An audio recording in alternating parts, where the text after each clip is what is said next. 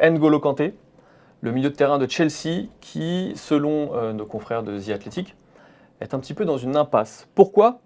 Parce qu'avant que Chelsea change de propriétaire, le milieu de terrain avait trouvé un accord avec la direction d'Abramovich pour une prolongation de contrat de 3 saisons, avec une en option.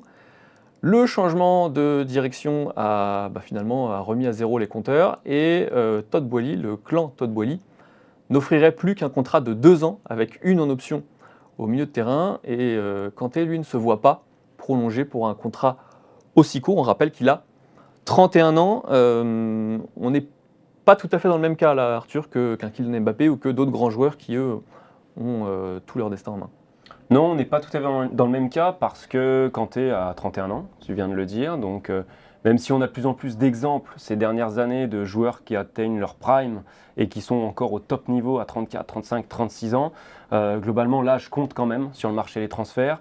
Il y a aussi son état physique. N'Golo Kanté, c'est un joueur qui enchaîne beaucoup les pépins physiques depuis 3 saisons. On vous a fait un petit tableau là aussi avec le nombre de matchs qu'il a manqué sur blessure. Il y en a 58 depuis la saison 2019-2020. C'est évidemment très important, beaucoup de pépins musculaires. Après, je ne suis pas spécialement inquiet pour N'Golo Kanté dans les deux cas de figure. Parce que prolonger, c'est encore possible. The Athletic nous raconte que Kanté aime beaucoup le club, que le club aime beaucoup Kanté. Et globalement, il n'y a pas tant d'écart entre les deux offres. Il y a une saison d'écart. Je pense que s'il reste aux mêmes conditions salariales, ce sera pas terrible pour Kanté. Enfin, ce ne sera pas une mauvaise solution pour Kanté que de prolonger l'aventure, même pour 2 ou 3 saisons. Et s'il part, eh bien là, il ne manquera pas de courtisans. Encore une fois, The Athletic nous parle de clubs anglais intéressés, un club allemand, un club espagnol, un club français, donc potentiellement le PSG. Donc là, il aura des possibilités. Et pour lui, c'est même presque mieux de partir en tant que joueur libre, parce qu'on en revient à ce qu'on disait juste avant. Là, sa valeur marchande, elle est à 40 millions d'euros selon Transfermarkt.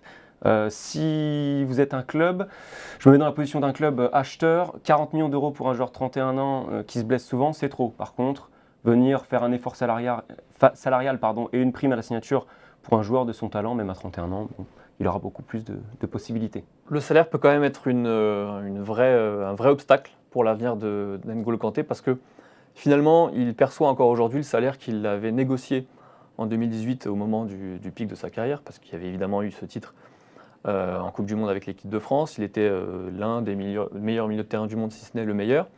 Et donc, il est aujourd'hui le deuxième plus gros salaire du vestiaire de Chelsea, derrière Lukaku. Il touche, selon la presse anglaise, 17 millions d'euros. Là, on est quand même sur un vrai obstacle, d'autant que depuis, il y a eu la pandémie, qu'on a quand même eu affaire à un vrai tassement des salaires et que même des clubs anglais aujourd'hui ont un petit peu plus de mal à pratiquer ce genre de salaire, surtout, tu l'as dit, pour des joueurs de son âge, 31 ans, et peu fiables physiquement comme N'Golo Kanté ces dernières années. Moi, c'est plus sur ce dernier point que je suis inquiet, c'est comment les clubs vont évaluer la fiabilité de N'Golo Kanté plus que sur son salaire, parce qu'on a encore vu des clubs anglais faire des folies, alors plus en indemnité de transfert qu'en salaire, mais les clubs anglais ont toujours de la marge financièrement, c'est plus sur la fiabilité, parce qu'il y a aussi l'équipe de France. Évidemment, s'il rate des matchs à Chelsea, c'est qu'il en rate en équipe de France.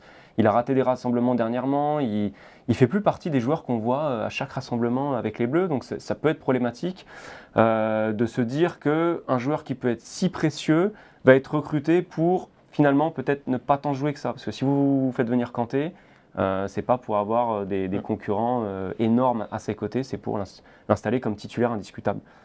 Donc finalement, il est à un tournant de sa carrière. Ah, clairement, un tournant avec Chelsea, comme en équipe de France d'ailleurs, avec la Coupe du Monde qui approche à grands pas.